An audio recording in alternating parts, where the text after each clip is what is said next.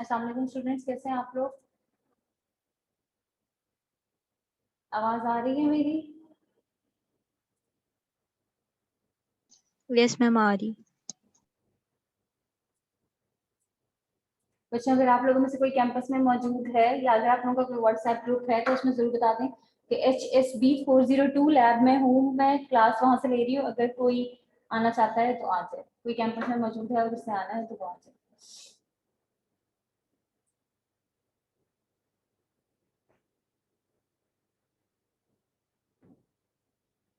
Ma'am आज अब हमें मिर्च का सिलेबस बताएंगी। जी बच्चे, बता दो।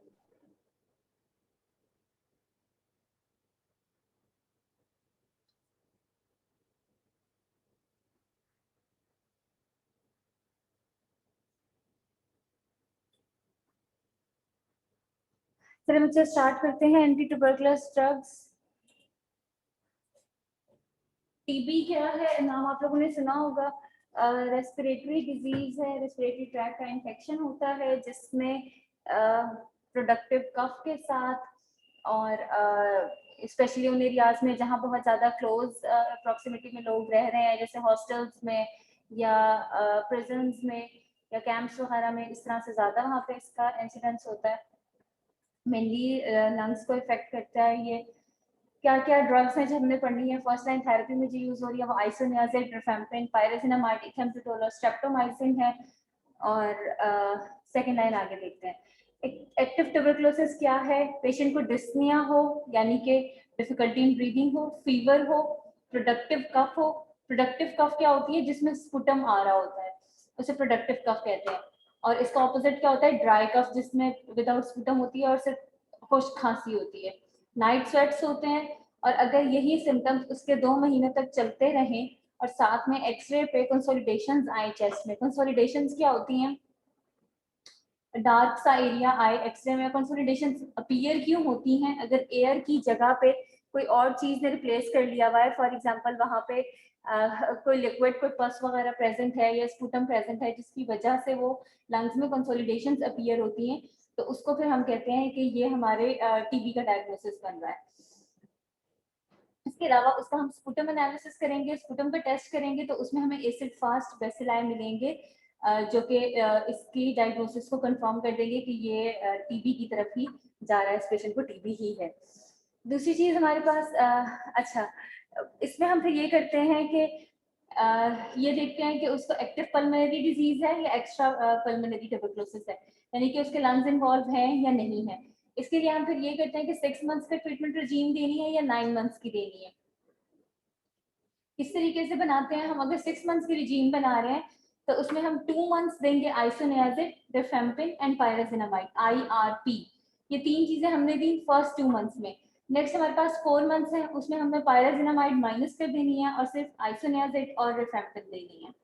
और अगर हम 9 मंथ्स की रजीम दे रहे हैं तो उसमें हमने 9 मंथ्स के लिए आइसोनियाजिड और रिफेम्पिन देनी है, पायरेसिनामाइड इसमें हम दे ही नहीं रहे हैं। ये देखें कि इन दोनों रिजीम्स में क्या डिफरेंस आया। पायराजिनामाइड का डिफरेंस आया। पायराजिनामाइड का डिफरेंस क्यों आ रहा है और क्यों हमने सेकंड रिजीम में से तो जो 9 मंथ्स की रिजीम है उसमें से तो उसे टोटली माइनस ही कर दिया है ना, जबकि जो 6 मंथ्स की रिजीम है उसमें भी हमने उसे 2 मंथ्स के लिए दिया है और नेक्स्ट 4 मंथ्स के लिए हमने उसे फिर माइनस कर दिया है। क्यों हम पायराजिनामाइड को हटा रहे हैं?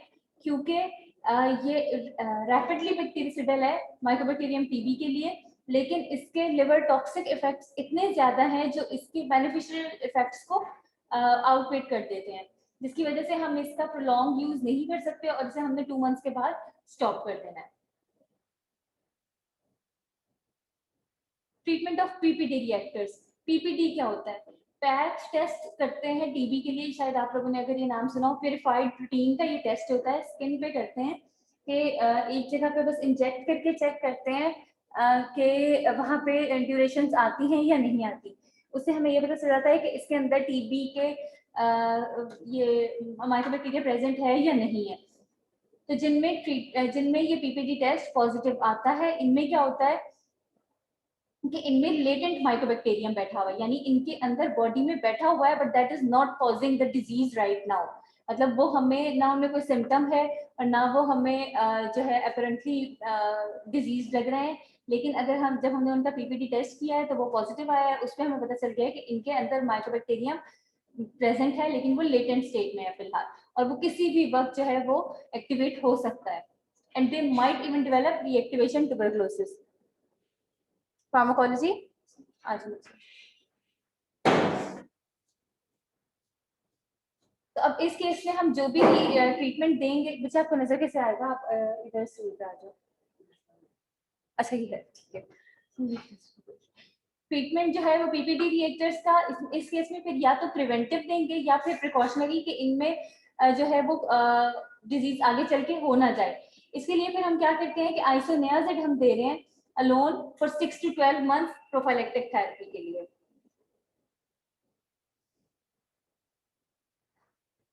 रिसेंटली ये देखा गया है कि अगर हम आइसोनियाजिड जो हमने दी 12 मंथ्स के लिए, 6 to 12 मंथ्स के लिए प्रोफाइलेक्टिक थेरेपी में, अगर उसके बजाय हम ये करें कि 2 मंथ्स का कोर्स करें रिफेम्पिन का प्लस पायरोसिनामाइड का, तो वो इफेक्टिव होगा पूरा जो हमने 12 महीने का कोर्स किया आइसोनियाजिड के उसके मुकाबले में। इसमें डिफरेंस क्या है कि 12 मंथ्स में पेशेंट की कंप्लायंस लॉस हो जाती है, 12 महीने तक कोई भी जो है वो पेशेंट हम उससे ये एक्सपेक्ट नहीं कर सकते कि वो रेगुलरली मेडिसिन लेता रहेगा। हाँ 2 मंथ के लिए है कि वो ले ले और वो प्रॉपरली उसको वो करे, प्रिकॉशनरी अपना वर्क करे। नेक्स्ट चीज हमारे पास क्या आती है कि जिनमें पीपीडी टेस्ट आया है उनको हमें ट्रीट करना भी चाहिए कि नहीं करना चाहिए। मतलब हमें ये बात कैसे पता चलेगी कि इस पेशेंट में पीपीडी टेस्ट हमारा पॉजिटिव आया है, लेकिन हम अब इसको दें प्रिकॉशनरी या ना दें, क्योंकि ऑफ कोर्स हम 2 महीने का कोर्स कर रहे हैं या 12 मंथ्स का कोर्स इसको करवा रहे हैं, तो फिर हो सकता है कि उसको जरूरत ही ना, उसमें कभी रिएक्टिवेशन डेवलप हो ही ना और उसमें वो लेटेंट ही बैठा रहे, और सिर्फ जो ड्रग्स हैं उसके ही उसको साइड इफेक्ट्स हमें सिर्फ उसके साइड इफेक्ट्स की वजह से ही कोई इशू हो जाए उस पेशेंट में। तो फिर हमने उसमें चेक एंड बैलेंस करना है कि किसमें देना है हमने और किसमें नहीं देना, क्योंकि आइसोनियाजिड से भी बहुत ज्यादा लिवर इंजरी है, उसके अलावा हमने पढ़ा पायरोसिनामाइड से भी लिवर टॉक्सिसिटी डेवलप हो रही है, तो वो ये रिस्क वो रिएक्शन होगा या नहीं होगा, और ये रिस्क के हमारे टीबी होगा या नहीं होगा, और ये रिस्क इन ड्रग्स से जो हमें साइड इफेक्ट्स आएंगे उसमें क्या, फिर हम इसको बैलेंस करके चेक करेंगे कि हमें क्या किस पेशेंट में हमें देना चाहिए ट्रीटमेंट और किस पेशेंट में नहीं देना चाहिए।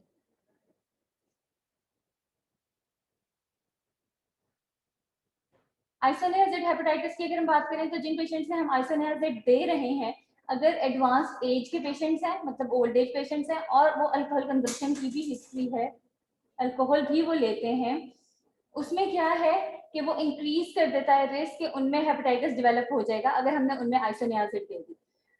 क्या मतलब इस चीज का कि एक पेशेंट था जिसमें टीबी तो लेटेंट प्रेजेंट था, पीपीटी टेस्ट उसका पॉजिटिव आया था, लेकिन अभी हमें ये नहीं पता था कि इसमें डेवलप होगी टीबी या नहीं होगी, लेकिन वो ओल्ड एज पेशेंट है, इसके अलावा अल्कोहल कंज्यूमिंग पेशेंट है, तो इसमें अगर हमने आइसोनियाजिड दी तो इसमें हेपेटाइटिस का रिस्क बढ़ जाएगा और फिर हम इसे नॉट ट्रीटिंग की तरफ ले जाएंगे।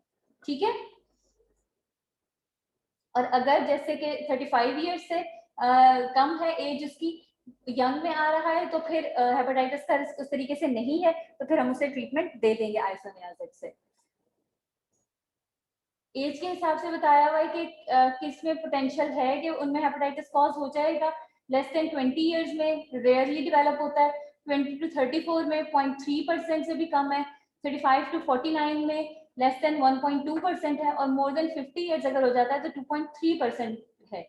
तो इसका मतलब है कि 35 to 49 भी फिर भी बेटर रेंज है, और 50 से अबव तो हमें उसको बहुत ज्यादा जो है वो करना चाहिए, केयरफुली यूज करना चाहिए, सिर्फ सिवाय तब कि हमें बहुत ज्यादा पता हो कि इसमें हो सकता है।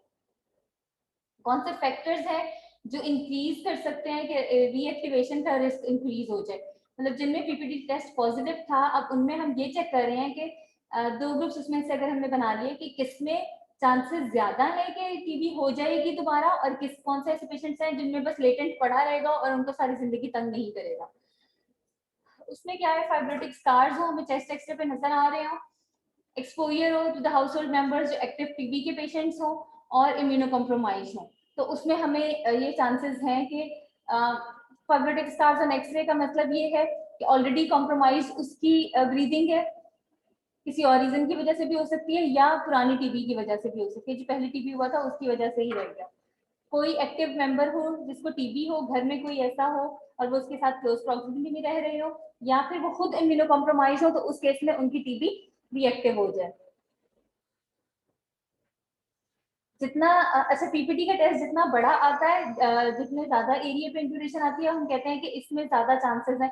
ये होता किस तरीके से पीपीटी का टेस्ट, हो सकता है आप लोगों में से किसी का हुआ हो या कराया हो या घर वालों में से किसी का देखा हो कि inner side of the four arm पे इंजेक्ट करते हैं इसी कोई माइक्रोबैक्टीरियम ही शायद मेरा ख्याल है, जो भी इंजेक्ट करते हैं और फिर उसको इंसर्कल कर देते हैं एरिया को, जैसे कि पैच टेस्ट करते हैं एलर्जीज के लिए, उसी तरीके से इसका टेस्ट करते हैं और फिर वो देखते हैं कि स्किन पे कितने एरिया में रिएक्शन आया है। तो वो जितना ज्यादा एरिया कवर करेगा उसमें ज्यादा चांसेस हैं कि इसमें इन्फेक्शन हो जाएगा। तो फिर जितना मतलब फिर हम अगर ये वाली चीजें होंगी जो हमने पिछली स्लाइड में भी पढ़ी कि अगर उसमें चेस्ट एक्सरे भी उसका कॉम्प्रोमाइज आया है, अगर वो किसी और के साथ टीबी पेशेंट के साथ रह भी रहा है, खुद भी इम्यूनो कॉम्प्रोमाइज है और उसका स्किन रिएक्शन भी जो है वो ज्यादा आया है, लार्जर आया है, तो फिर इसमें जो है वो हमारा जो स्केल है वो टिप कर जाता है टुवर्ड्स द ट्रीटमेंट ऑप्शन कि हम इसमें प्रोफाइलेक्टिक ट्रीटमेंट दे दें। Centre for disease control and American thoracic society ने जो है एक फॉर्मूला निकाला है, रिकमेंडेशंस निकाली हैं पेशेंट्स को 6 to 12 मंथ्स के प्रोफाइलेक्टिक रिजीम के लिए कि जिनमें ग्रेटर रिस्क हो रीएक्टिवेशन का, जिनमें मॉडरेट रिस्क है, जिनमें लेस रिस्क है और जिनमें लोएस्ट रिस्क है। क्या इन्होंने वो किए हैं डिवीजन, जो ग्रेटर रिस्क वाले पेशेंट्स हैं उनको हमने किसी भी एज में करना है ट्रीट जिनमें पीपीडी हमारा 5 mm से ज्यादा आया है, यानी कि लार्जर पीपीडी आया है और उनमें लार्जर एरिया ऑफ पीपीडी के साथ एचआईवी इन्फेक्शन है, फाइब्रोटिक चेंजेस हैं चेस्ट एक्सरे में और कंपैटिबल है ओल्ड हील्ड, वो टीबी ओल्ड हील्ड जो पहले ट्रीट हो चुका है टीबी उसकी वजह से भी हो सकती हैं। उसके अलावा क्लोज कॉन्टेक्ट है पर्सन से जो कि न्यूली डायग्नोज हुआ हो टीबी से। इस केस में स्पेशली चिल्ड्रन को देखेंगे हम कि अगर उनकी एज लोअर एज का पेशेंट है तो भी हम उसे कंसिडर करेंगे। इवन अगर उसका पीपीटी नेगेटिव भी है तब भी हम जो है इसको 3 मंथ्स के लिए ट्रीट करेंगे, फिर दोबारा पीपीटी रिपीट कराएंगे और अगर तब उसका 5 mm से कम आता है तो फिर हम उसको डिसकंटिन्यू करेंगे, वरना फिर हम आगे कंटिन्यू करेंगे। नेक्स्ट आते हैं हमारे पास मॉडरेट रिस्क के। इन पेशेंट्स में इनको हमने ट्रीट करना है अगर पीपीडी 10 mm से ज्यादा आया है और उसके साथ मेडिकल कंडीशंस उसकी क्या क्या हो सकती है, इम्यून सिस्टम उसका लो है, डायबिटीज है, प्रोलॉन्ग स्टीरॉइड ट्रीटमेंट पे वो पेशेंट रहा है किसी और डिजीज की वजह से, इम्यूनो कॉम्प्रोमाइज है वो खुद, रीनल फेलियर का पेशेंट है या इसी तरह की और चीजें, या फिर skin test conversion within last 2 years उसके within last 2 years treat हुआ हो और फिर अब उसमें ये आया है।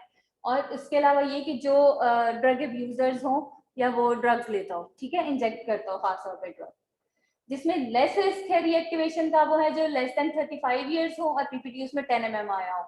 इसमें हाई रिस्क पॉपुलेशन आ जाती है जो कि होमलेस हो या फिर जो लॉन्ग टर्म केयर फैसिलिटीज है वहां पे रहते हैं, जैसे कि प्रिजन्स हैं, नर्सिंग होम्स हैं, या फिर किसी ऐसी कंट्री का हो जहाँ पे हाई प्रेवलेंस है टीबी का और वहां से वो मूव ऑन किया हो, तो इन पेशेंट्स में हमारे पास लेस रिस्क है। और जो लोएस्ट रिस्क है रीएक्टिवेशन का वो less than 35 years of age हो और पीपीडी उसमें मोर देन 15 mm भी बेशक आया हो लेकिन उसमें कोई और रिस्क फैक्टर नहीं है। मैम इन लोगों को हम लोग ट्रीट कर सकते हैं? बेटे ट्रीटमेंट की तभी जरूरत होगी ना, मतलब फिर हम उसकी सराउंडिंग्स देख के उसके बाकी सर्कमस्टांसेस देख के करेंगे ना। इसमें पीपीटी पॉजिटिव आया है मोर देन 15 mm, ठीक है, यस मैम। लेकिन लेस देन 35 years है। अब इसमें और कोई भी चीज नहीं है, मतलब एक 30 साल का पेशेंट है जिसमें सिर्फ पीपीटी पॉजिटिव आया है और कुछ भी नहीं है, तो हम उसे फिलहाल ट्रीट नहीं करेंगे, ठीक है। अगर ओके एज मैम। फिजिशियन हम उसको देखें, अनलेस के उसका कोई कंपैटिबल किसी कोई कंपेनियन ऐसा हो जिसे टीबी हो जाए, या फिर वो किसी ऐसी जगह पे मूव कर जाए जहाँ पे टीबी की प्रेवलेंस हो, या फिर उसमें कोई सिम्टम्स अपीयर हो जाए, ठीक है। Okay ma'am. मतलब प्रोफाइलेक्टिकली हम इसे नहीं देंगे फिर, क्योंकि इसमें सिर्फ पीपीडी पॉजिटिव आया और कुछ भी नहीं है, ठीक हो गया? Okay ma'am. अभी तक हमने जो ड्रग्स डिस्कस की हैं और जो रिजीम्स डिस्कस की हैं वो उन पेशेंट्स में है जिनमें कभी टीबी हुआ था और अब उनका पीपीडी पॉजिटिव आया है, ठीक है। अभी ये एक्टिव टीबी के पेशेंट्स नहीं थे। अभी हमने सिर्फ प्रोफाइलेक्टिक और प्रिवेंटिव ट्रीटमेंट की बात की है। अब हम आगे आते हैं जिनमें टीबी है उनमें हमने क्या करना है, ठीक है। टीबी को ट्रीट करने के लिए एंटी टीबी एंटीबायोटिक्स जो है उसमें आइसोनियाजिड, रिफेम्पिन और पायरेजिनामाइड ये इंपॉर्टेंट है।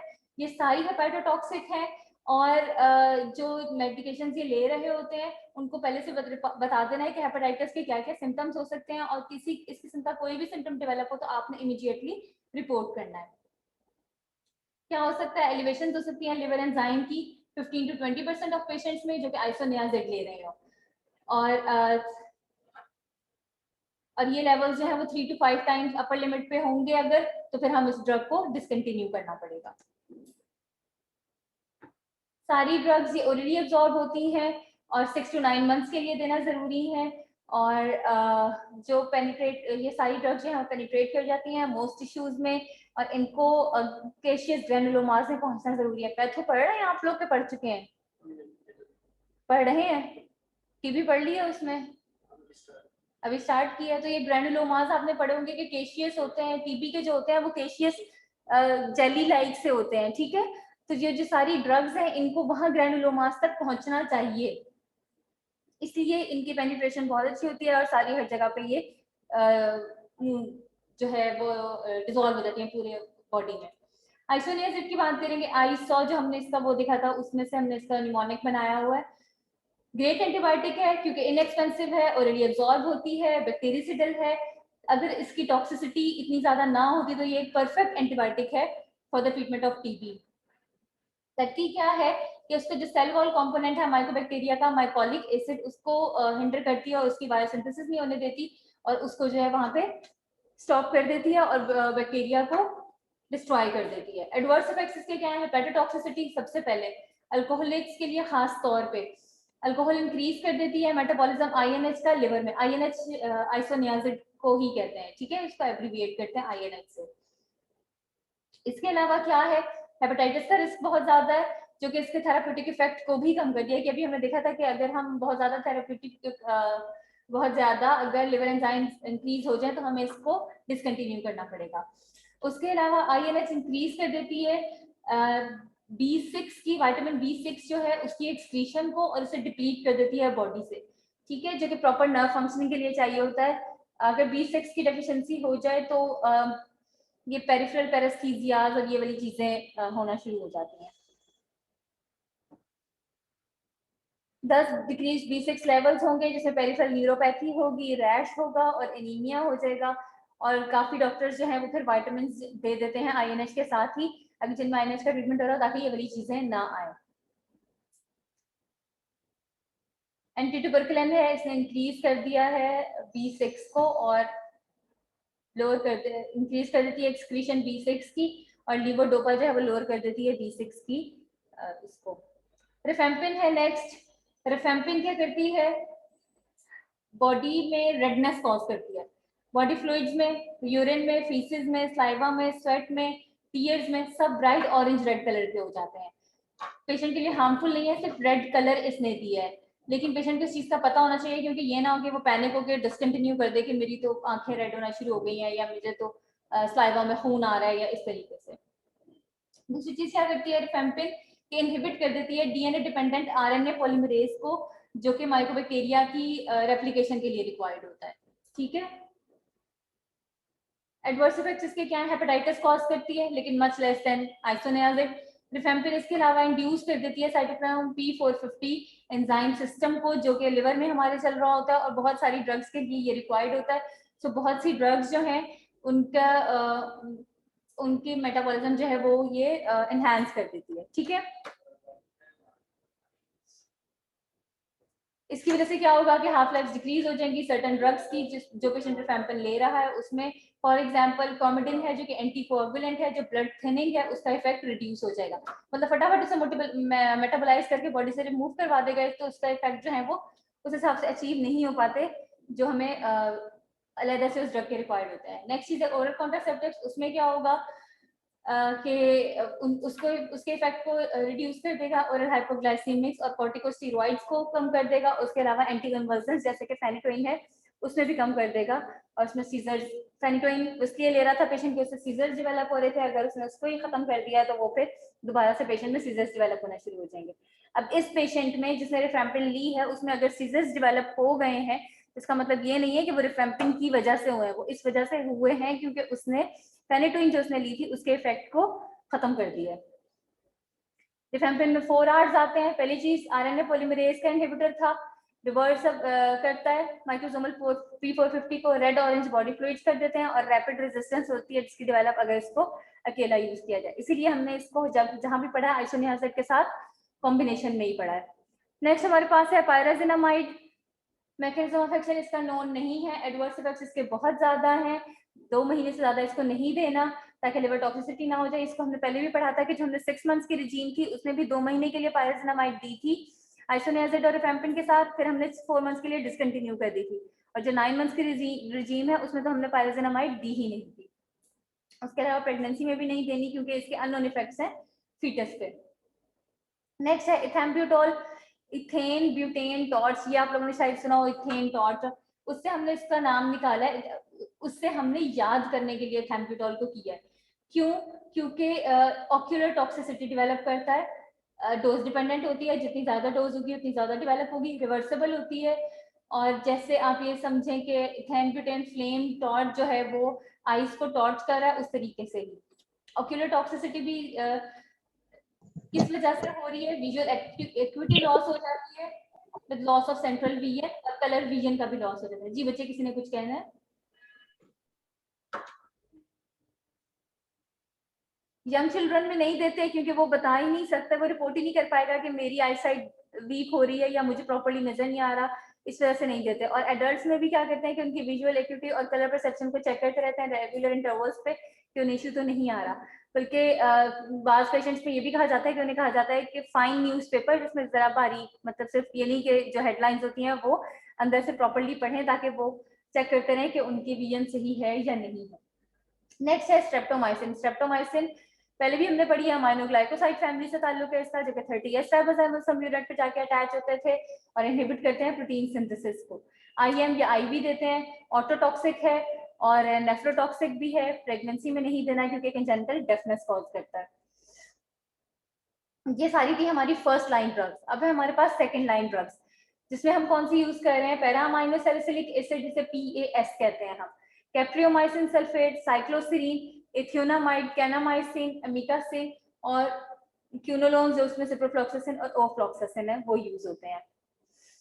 एडवर्स इफेक्ट्स का एक ये टेबल मुझे मिला था तो मैंने ऐड कर दिया। आइसोनियाजिड है, हेपेटोटॉक्सिसिटी कॉज कर रहा है, पेरिफेरल न्यूराइटिस, हाइपरसेंसिटिव रिएक्शंस जिनकी वजह से प्रेसिपिटेट हो सकती है epilepsy, drug induce lupus, psychotic changes आ सकती हैं। जो हाईलाइट इसमें हुए हुए हैं वो लेक्चर में भी इंक्लूडेड थे और इम्पोर्टेंट भी वही है। ठीक है, रिफेम्पिन है, हेपेटोटॉक्सिसिटी कॉज कर रहा है मोस्ट कॉमनली। इसके अलावा फ्लू लाइक सिंड्रोम्स आएंगे इसमें, thrombocytopenias, purpura respiratory shock syndrome, acute haemolytic anaemia. Pyrazinamide है, उसमें हेपेटोटॉक्सिसिटी, आर्थ्रेल्जिया, हाइपरयूरिसीमिया। इथेम्ब्यूटोल में ऑप्टिक न्यूराइटिस, कलर ब्लाइंडनेस, ये चीजें इंपॉर्टेंट हैं। स्ट्रेप्टोमाइसिन में वेस्टिबुलर डिसफंक्शन। इथेम्ब्यूटोल ऑप्टिक चेंजेस लाता है और स्ट्रेप्टोमाइसिन हेयरिंग डेफनेस लेकर आता है। ठीक है, इन दो में ये डिफरेंस है। थायोसिटाजोन में एक्सफोलिएटिव डर्मेटाइटिस, SGS कॉज करता है। क्यूनोलोन्स में GIT सिम्टम्स हैं, CNS के सिम्टम्स हैं, कोरोटॉक्सिसिटी। इथियोनामाइड में GIT सिम्टम्स हैं, साइकेट्रिक सिम्टम्स आएंगे। साइक्लोसिरीन में साइकेट्रिक डिप्रेशन वगैरह आएंगे और पैरामाइनो सैलिसिलिक एसिड में गैस्ट्रोइंटेस्टिनल सिम्टम्स आएंगे, हेपेटिक डिसफंक्शन वगैरह आएगा। मेजर साइड इफेक्ट्स जो मेन ड्रग्स हैं उसके, रिफेम्पिसिन के red orange secretions and urine, isoniazid के पेरिफेरल न्यूराइटिस, पायराजिनामाइड के यूरिक एसिड को इंक्रीज करता है, इथेम्ब्यूटोल विजुअल प्रॉब्लम्स और स्ट्रेप्टोमाइसिन ऑटोटॉक्सिक है। यहाँ पे एक फ्लो चार्ट में बताया हुआ है कि कब कैसे ट्रीटमेंट देना है और कब नहीं देना है। ठीक है, यहाँ तक ये बताएं कि आप लोगों को सारी चीजें क्लियर हो गई है, समझ आ गई। बहुत इजी टॉपिक था आज का टीबी, बहुत अच्छी सी थोड़ी सी ड्रग्स हैं और आसानी से याद भी हो जाती हैं, कोई खास इनकी वो चीज भी नहीं है। समझ आ गया है? अच्छा, अब हमारे पास एक पेशेंट आया है और उसमें हाई क्लिनिकल सस्पिशन है हमें कि एक्टिव टीबी प्रेजेंट है। ठीक है, अब हम क्या करेंगे कि उस पेशेंट को हमने initial regime they the for 2 months, कि हम चेक करते हैं कि 2 मंथ्स में ये बेटर होता है या नहीं देता। क्या क्या दिया? राइट देंगे, रिफेम्पिसिन, आई से आइसोनियाजिड, पी से पायरोसिनामाइड एंड ई से इथेम्ब्यूटोल। ठीक है, 2 मंथ्स के लिए हमने ये रिजीम दे दी। अब 2 महीने बाद वो पेशेंट दोबारा रिपोर्ट किया है हमारे पास, और अब हमने इसमें देखना है कि जो हमने स्पेसिमेन कलेक्ट किया है उसमें कल्चर पॉजिटिव आया है या नहीं आया। कल्चर जो हमने स्पुटम का टेस्ट किया है हम उसको कह रहे हैं। ठीक है, अगर उसमें कल्चर पॉजिटिव नहीं आया तो हम क्या करेंगे, कंटिन्यूएशन फेज देंगे ट्रीटमेंट का, जिसमें हम सिर्फ आइसोनियाजिड और रिफेम्पिसिन देंगे। ठीक है, डेली या ट्वाइस वीकली फॉर 4 मंथ्स। ये अब सिर्फ हम कंटिन्यूएशन में लेकर जा रहे हैं उसको, ताकि उसके अंदर जो अगर लेटेंट भी है वो भी निकल जाए। ठीक है, यानी कि ट्रीट यहाँ पे हो चुका है, ये सिर्फ कंटिन्यूएशन फेज किया है। दूसरी तरफ अब उसमें स्पुटम, हालांकि 2 महीने का उसने थेरेपी ली, लेकिन अभी भी स्पुटम पॉजिटिव आया। अगर कल्चर टेस्ट पॉजिटिव आया है तो क्या करेंगे हम, अब देखेंगे कि कल्चर टेस्ट पॉजिटिव आया, अब हम उसका एक्सरे करेंगे। एक्सरे पे देखेंगे कि कैविटेशन आ रही है या नहीं आ रही। अगर आ रही है तो कंटिन्यूएशन फेज देंगे ट्रीटमेंट का फॉर 7 मंथ। ठीक है, और अगर नहीं आई, यानी सिर्फ कल्चर पॉजिटिव है, एक्सरे क्लियर आया है, तो हम क्या करेंगे, अब देखेंगे कि पेशेंट HIV पॉजिटिव तो नहीं है, यानी कि कोई और चीज तो नहीं साथ में चल रही, कोई और डिजीज तो नहीं साथ में चल रही, क्योंकि वो तो हमारी तरफ से ट्रीट हो गया ना, सिर्फ उसमें कल्चर पॉजिटिव आया। अब हम उसका HIV टेस्ट करेंगे। अगर HIV पॉजिटिव आया तो हम उसमें फिर 7 मंथ्स का ट्रीटमेंट दे देंगे, कंटिन्यू करेंगे। ठीक है, तो ये हमारे जो हम 7 मंथ्स वाला दे रहे हैं ट्रीटमेंट से हमारे 9 मंथ्स कंप्लीट हो गए। ठीक है, 6 मंथ्स या 9 मंथ्स का ट्रीटमेंट था ना, तो इसलिए हमने 9 मंथ्स कंप्लीट कर लिए। और अगर पेशेंट HIV पॉजिटिव नहीं है, सिर्फ स्पुटम पॉजिटिव आया है, एक्सरे नेगेटिव आया है और HIV भी नहीं है पेशेंट को, तो फिर हम उसमें क्या करेंगे, सिर्फ कंटिन्यूएशन फेज देंगे 4 मंथ्स का, जैसे हमने पहले केस में दिया था जब हमारा कल्चर नेगेटिव ही आया था। ठीक है, कल्चर नेगेटिव आया था उस केस में दिया था ना, जैसे सिर्फ कंटिन्यूएशन के लिए, उसी तरीके से इस केस में भी सिर्फ, क्योंकि इसमें सिर्फ कल्चर ही पॉजिटिव आया और कोई भी चीज पॉजिटिव नहीं आ रही ना, तो फिर हम इस केस में भी सिर्फ 4 मंथ्स के लिए कंटिन्यूएशन फेज ही देंगे। ठीक है, समझ आ गई है? Yes sir. बच्चे समझ आई है? किसी को कोई चीज नहीं समझ में आई? छोटा सा टॉपिक था, इंशाल्लाह हमारे बस 2 लेक्चर्स और रह गए हैं। एंटी नियोप्लास्टिक एजेंट्स रह गए हैं और हमारे ड्रग इंटरेक्शंस रह गए हैं। बस इंशाल्लाह 2 लेक्चर्स ये और रह गए हैं। नेक्स्ट वीक में ट्यूसडे को इंशाल्लाह हमारा कोर्स कंप्लीट हो जाएगा। नेक्स्ट टाइम से तो नहीं है ना mid term? No ma'am, next week से उससे। अच्छा, सिलेबस की बात कर लेते हैं। सिलेबस जो मैं सोच रही थी 1 और 2 लेक्चर, फर्स्ट 2 लेक्चर्स तो आपने अभी क्विज में दिए हैं, तो ऐसा करते हैं लेक्चर 3 से लेक्चर 10 तक, यानी ये 7 लेक्चर्स, 7 बनेंगे 8 बनेंगे, 3 4 5 6 7 8 9 10 8 लेक्चर्स बनेंगे। लेक्चर 3 टू लेक्चर 10 ये इंक्लूड कर लेते हैं। इसमें से आप लोगों का 6 भी तैयार है और 7 भी आपने क्विज में दिया है। ठीक है, लेकिन उसको इंक्लूड कर लेते हैं ताकि एक फिगर बन जाए 3 to 10 लेक्चर्स। ठीक है, फिर बाकी सारे जो हैं वो फाइनल में आ जाएंगे, या हम मिड के बाद अगर टाइम हुआ तो एक शॉर्ट क्विज रख लेंगे या कोई प्रेजेंटेशन इस टाइप की चीज रख लेंगे, ताकि ये वाले लेक्चर्स भी रिवाइज हो जाए। ठीक है, ओके मैम, थैंक यू। बेटा एमसीक्यूज ही ज्यादा होंगे, एक आध एससीक्यू भी डाल दूंगी कोई छोटा मोटा सा, और अगर एससीक्यू कोई होगा तो कहानियां और कुछ भी लिखने की जरूरत नहीं है, बस सीधे सीधे आंसर देने हैं आप लोगों ने। ठीक है, ओके मैम। बाकी अभी पता चलेगा कि क्या पैटर्न। अब बस वापस आ जाओ जैसे पहले था, सब कुछ सब भूल जाओ ऑनलाइन सिस्टम को, और बस मिड से तैयारी कर लो कि बस अब हम आ गए हैं यूनिवर्सिटी, और इंशाल्लाह फिर नॉर्मल सिस्टम जैसे पहले होता था उस तरीके से चलेगा। दूसरी चीज ये कि वैक्सीनेशन करा लिया आप सब लोगों ने, आप वैक्सीनेटेड हो बच्चे, दोनों डोजेस?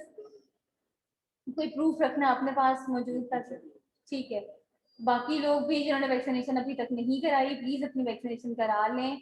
आप लोगों के मिड भी आगे इसी वजह से हुए हैं ताकि वैक्सीनेशन का टाइम मिल जाए, और जो ये न्यूज़ आ रही है कि वैक्सीनेशन नहीं अवेलेबल और ये नहीं है और वो नहीं है, ऐसा कुछ नहीं है, वैक्सीनेशन हो रही है। मैंने कल परसों भी जिन जिन लोगों से पूछा है जो गए हैं उनकी इजीली वैक्सीनेशन हो गई है, ऐसा नहीं है कि नहीं अवेलेबल या नहीं हो पा रही। सिर्फ मेरा ख्याल है वो जो बाहर जाने के लिए जो करा रहे थे एस्ट्राजेनेका की, सिर्फ उनका काउंटर बंद हुआ आई गेस। तो प्लीज आप लोग सब वैक्सीनेशन करा लें, ये आप लोगों के लिए भी भलाई है और मेरे लिए भी, क्योंकि मेरे साथ भी आप लोग क्लासरूम में होंगे तो ठीक है। और किसी ने कोई चीज पूछनी हो मिड से रिलेटेड, कोई लेक्चर आप लोग पढ़े और आप लोगों को लगे कि नहीं समझ में आ रहा और वो लेक्चर। जी बच्चे। मैम हमने कहा था कि आपने वो जो क्विज करी थी ना 5% का, तो उसके लिए मैम बेस्ट वन सेलेक्ट कर लें।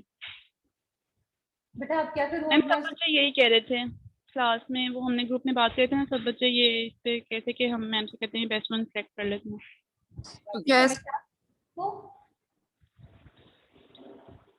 जी बच्चे मैम। क्या करते हैं क्विज का? क्विज तो हो चुका बच्चे। मैम हम ये कह रहे हैं कि बेस्ट वन सेलेक्ट कर लें दोनों में से ना। बेस्ट वन सेलेक्ट कर लें।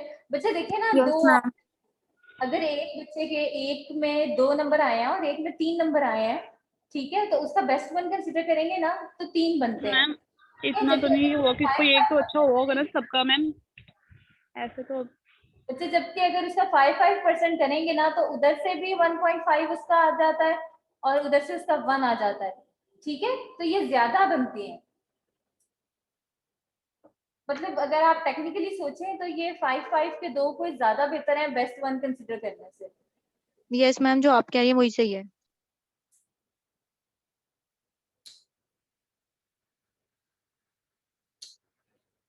बाकी ये कि अब मिड पे ध्यान दें।